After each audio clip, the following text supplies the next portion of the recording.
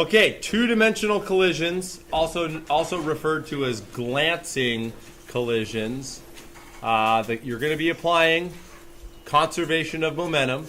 At this point in our study of momentum, you should know that conservation of momentum is used for collisions and explosions. And by explosions, we mean like two objects pushing apart from each other, or like a bullet coming out of a gun.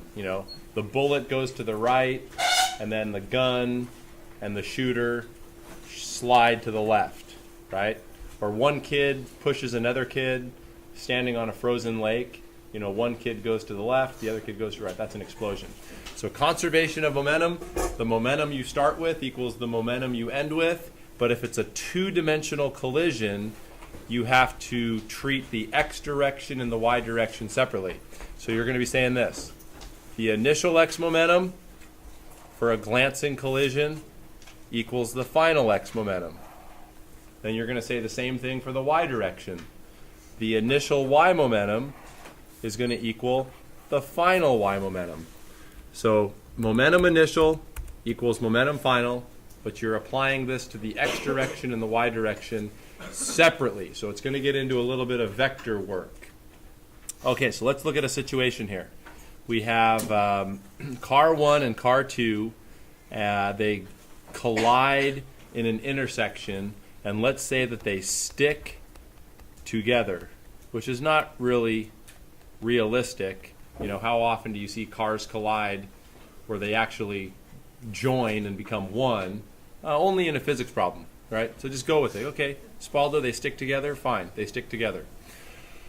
So here we have x and y, right? X direction, y direction. Now, before the collision, do we have an x momentum?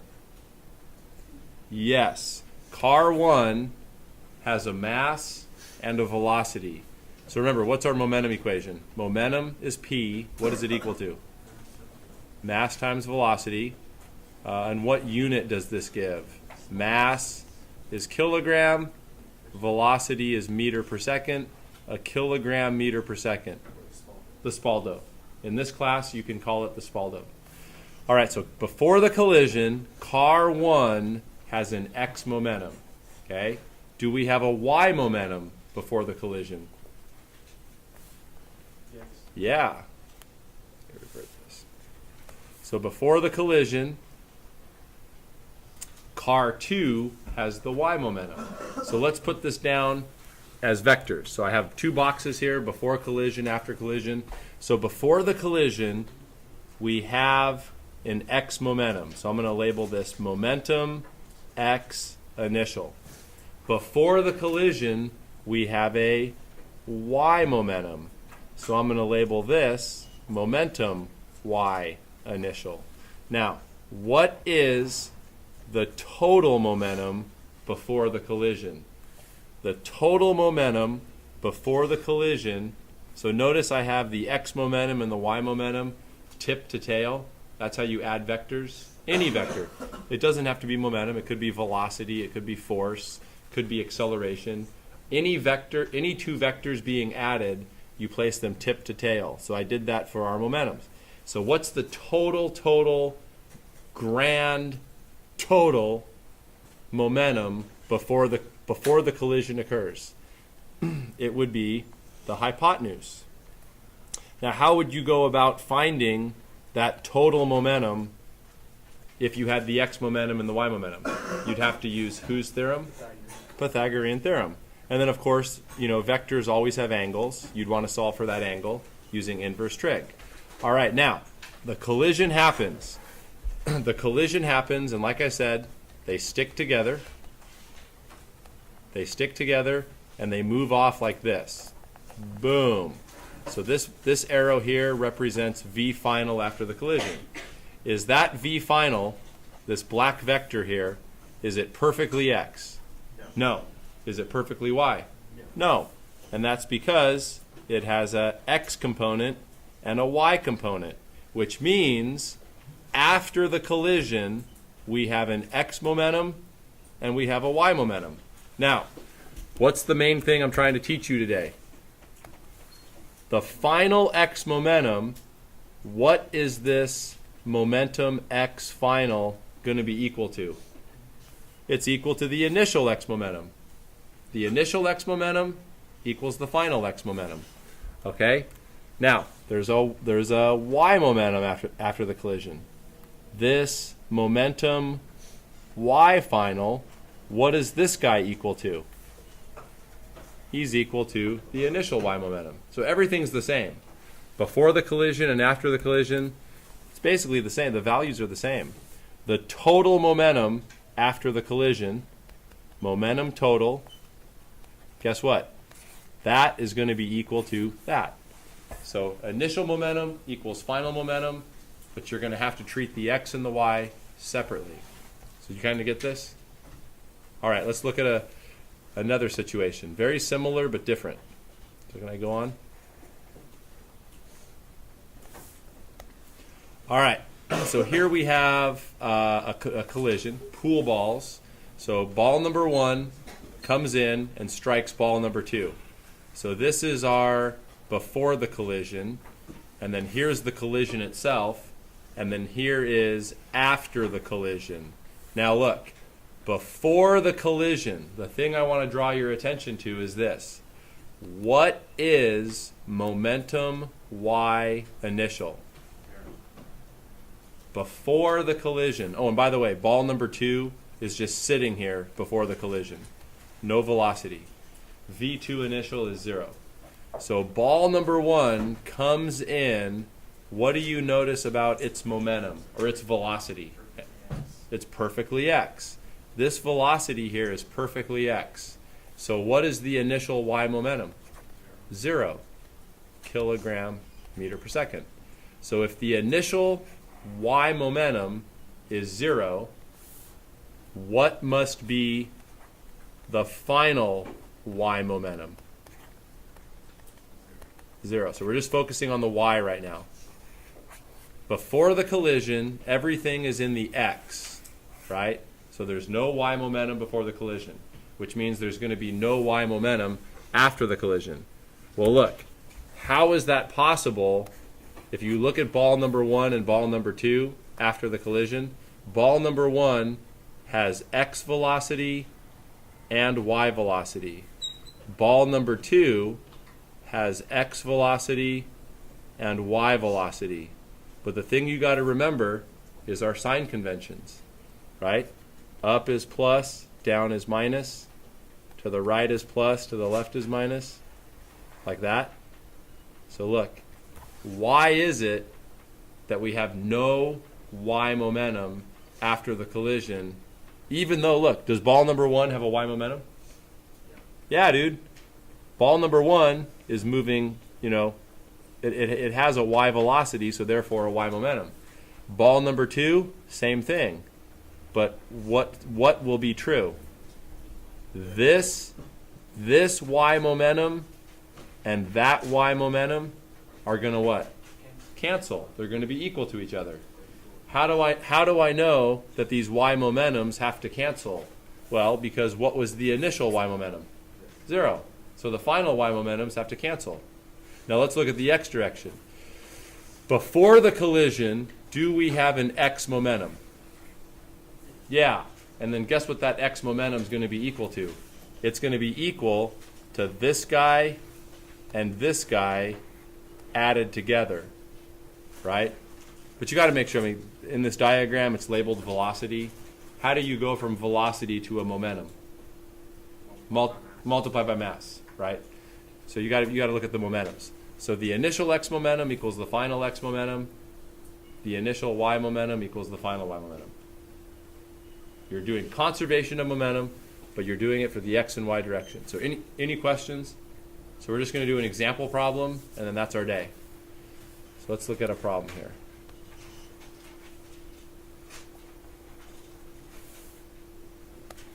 Okay, so we have two cars colliding and sticking together. I know, how often do you ever see that in real life? Never. But in this situation, we're going to say the cars collide and stick together. You have the mass of each car and the velocity of each car before the collision. So I'm giving you numbers here. So number 1, find the total momentum of car 1 and car 2 before the collision. So total. What's the total momentum before the collision? Okay? And you're going to have to do Pythagorean theorem there. You have to do Pythagorean theorem for number 1. Okay? Number 2, you really don't have to do anything at all, because what do we know about the initial and the final? They're the same. So number 2, you really don't have to do anything. Okay, number 3, what's the velocity of the wreckage? So after the collision, they move off together at an angle. Make sure you include a direction for number 3. Number 3 needs a direction. And then number 4, figure out the kinetic energy lost. Guys, is energy conserved in a collision always? Energy? No. In fact, like for 99% of collisions, what do we know about energy? It's lost. When will energy not be lost? If they use the magic word elastic. If they tell you the collision is elastic, then, well, number 1, it's a harder problem because you'll have 2 unknowns. But then kinetic energy is also conserved. Okay, so take like 10, I'll give you 10 or 15 minutes, which should be plenty, and then we'll solve this.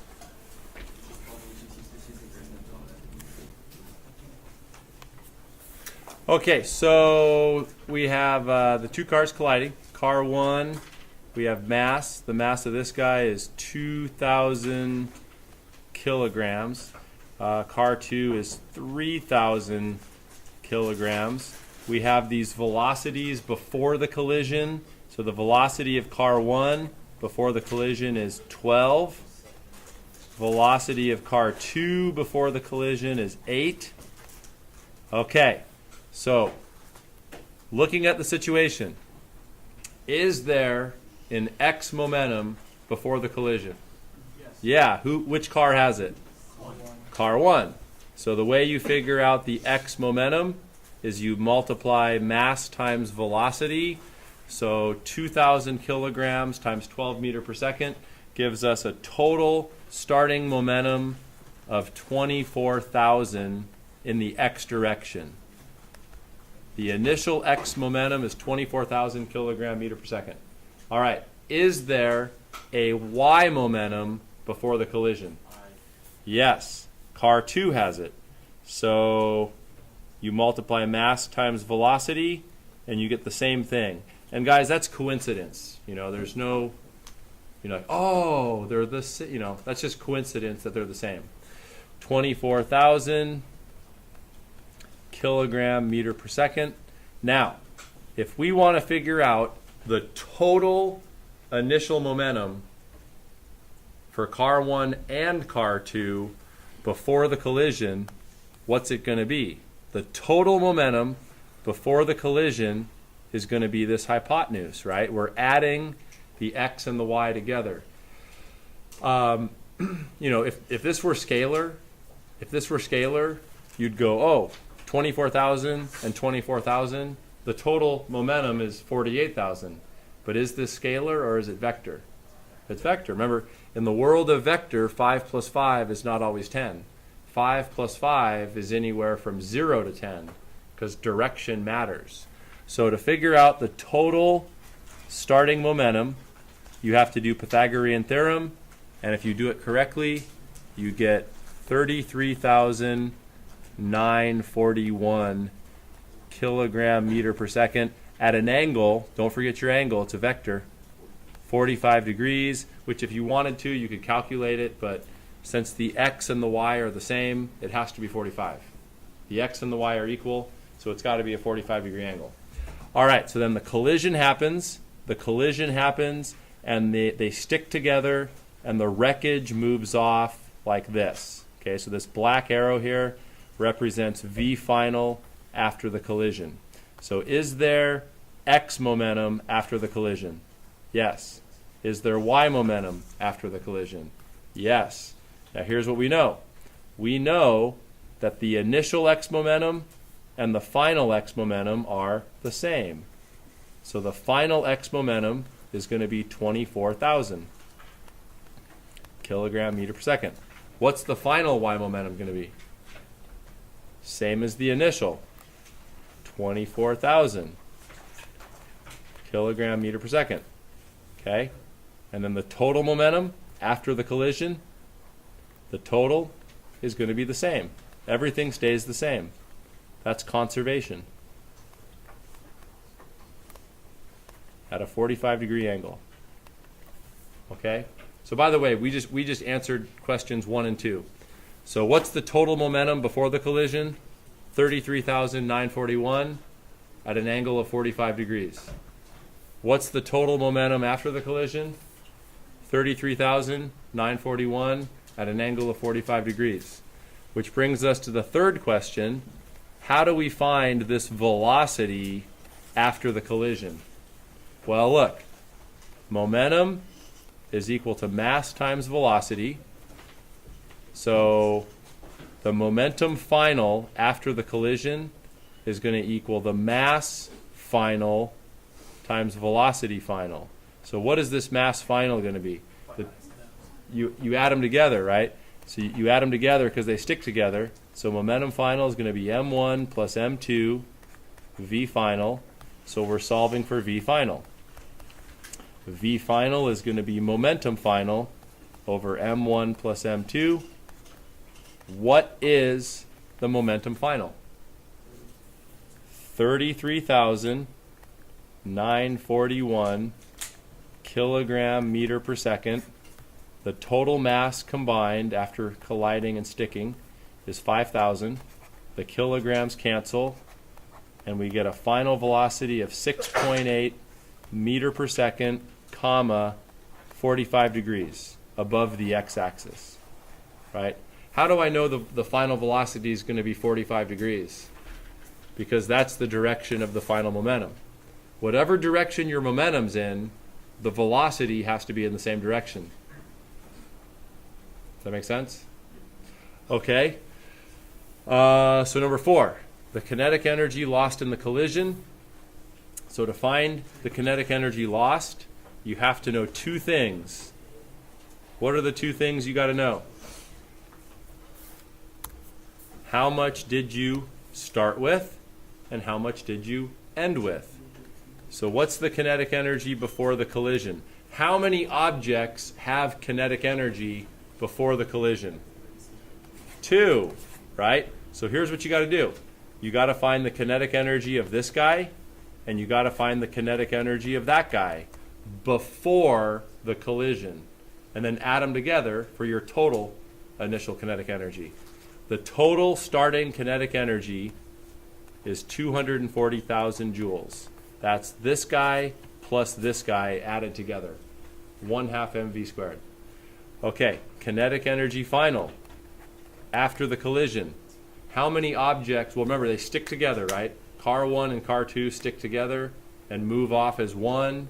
So really, how many objects have a kinetic energy after the collision? 1, because they've stuck together. So do 1/2 mv squared for the wreckage, and you get 115,200. So what is the kinetic lost? You simply subtract those to get 124,800 joules. That's how much kinetic is lost. And then on the quiz, you should also be able to figure this out as a percentage. A very common question for this chapter, I don't think the textbook really asks for it, but the College Board loves to ask, find the percent loss of kinetic energy. Find the percent loss of kinetic energy. So look, on Friday or Thursday, no, I wasn't here Friday. Thursday last week, or maybe Wednesday, I forget. The way I taught it to you is I was like this. If you have $100 and you lose 20, what's your percent loss? 20%. So how did you figure that out? You have $100 and you lose 20. That's a 20% loss. What's an equation for percent loss? Percent loss, you take how much you lost and divide by how much you had. So your initial, your starting amount. Lost over initial times 100. So for this question, if I asked you to find the percent loss, how much did we lose? 124, 800. How much did we start with before the collision? 240. You multiply that ratio times 100. So what does that come out to be? I didn't do it yet. 124, 800 divided by 240. So that's about a 52% loss.